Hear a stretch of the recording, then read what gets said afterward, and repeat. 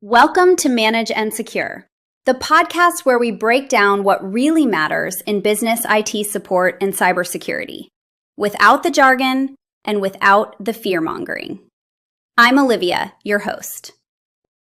And I'm Mark. I work day in and day out with small and mid-sized businesses across areas like managed IT services, cybersecurity, ransomware protection, Microsoft 365, backup and disaster recovery, VoIP, networks, and cloud services. Glad to be here.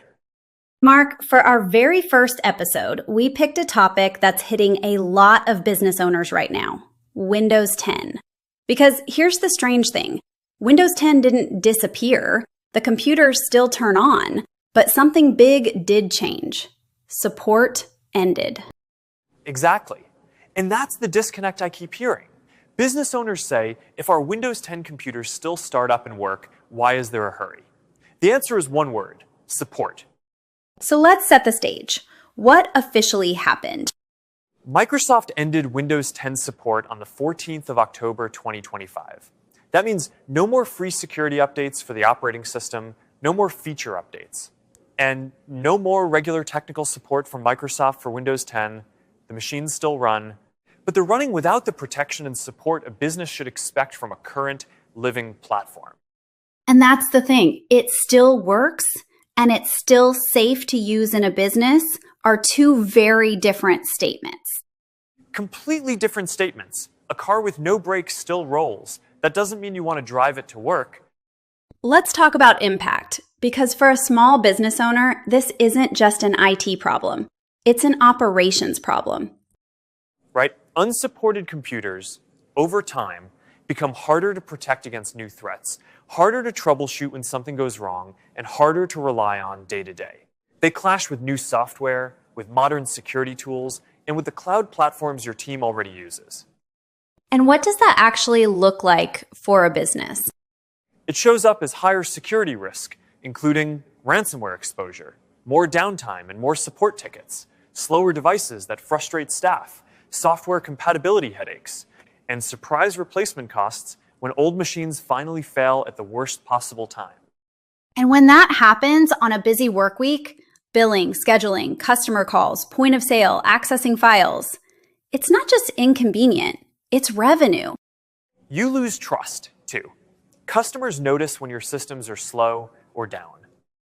Okay, here's one I want you to clear up because I've heard this from a few owners. They're saying, but I heard Microsoft is still updating Microsoft 365 on Windows 10, so we're fine. This is probably the biggest misunderstanding right now. Yes, Microsoft has said it will continue providing security updates for Microsoft 365 apps on Windows, 10 through the 10th of October 2028. So that's helpful. Helpful, but it does not mean Windows 10 itself is fully supported again. That's the distinction. So Word, Outlook, Excel might keep getting patched. But the operating system underneath them is still past its main support date. Keeping Word and Outlook patched is not the same thing as running a healthy, fully supported workstation. The foundation still isn't supported, and the foundation is what attackers go after.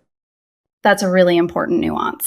All right, let's get practical. If a business is listening right now and they've still got Windows 10 machines in use, what do they do this week? My advice is don't panic, but don't drift either. Sort your PCs into clear buckets. I do it in 5 steps. Step 1, identify which PCs can move to Windows 11. Some existing machines can be upgraded without buying new hardware. Those should usually be first in line. It's the easiest win. That makes sense. Step 2, flag which PCs are too old to keep. If a machine doesn't meet the Windows 11 requirements, honestly, it's often cheaper to buy a new one than to keep patching an aging one. Because the cost of fighting with it adds up. Every single time.